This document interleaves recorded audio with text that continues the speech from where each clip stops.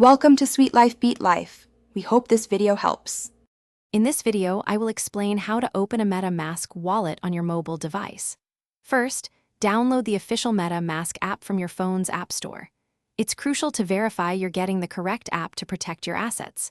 Once installed, open the app. You'll then have the option to create a brand new wallet or import an existing one using your secret recovery phrase. Let's explore creating a new wallet first. To create a new wallet, you'll first need to agree to the terms of use. Next, create a strong, unique password for your wallet. Remember, this password protects your local access, so keep it secure and never share it. The most critical step is to write down your secret recovery phrase. This phrase is the master key to your funds, so store it offline in a very safe place, like a physical notebook. If you already have a MetaMask wallet, you can easily import it. On the initial screen, choose Import using Secret Recovery Phrase. Carefully enter your 12-word secret recovery phrase in the correct order. Any mistake will prevent access to your funds.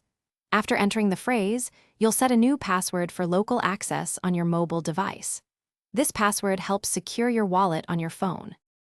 Your secret recovery phrase is paramount.